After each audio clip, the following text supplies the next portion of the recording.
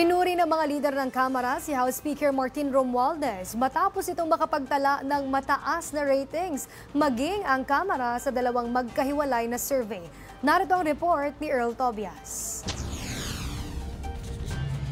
Nakakuha ng pinakamataas na satisfaction rating ang mababang kapulungan base sa pinakahuling Tangere Survey kung saan nakapagtala ito ng 55.5%. Nananatili ring mataas ang trust at satisfaction rating ni House Speaker Martin Romualdez base sa isinagawang survey ng Okta Research. Dahil dito, pinuri ng mga lider ng Kamara ang pamumuno ni Speaker Romualdez.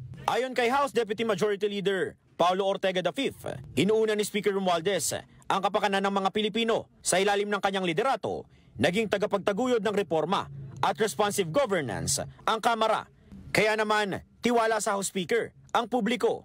Ayon naman kay House Assistant Majority Leader at Zambales 1st District Representative J. Kung Hoon, nagpakita ng magandang resulta ang mga ginawa ng Kamara, gaya na lang ng ayuda sa Kaposang Kita Program o AKAP na nagbigay ng malaking ginhawa sa milyon-milyong pamilya. Dagdag pa niya, malinaw kay House Speaker na walang Pilipino ang dapat maiwan. Para naman kay House Assistant Majority Leader at Lanao del Sur 1st District Representative Zia Alonto Adyong, ang matatag na performance ay sumasalamin sa pagkakaisa sa ilalim ng pamumuno ni Speaker Romualdez.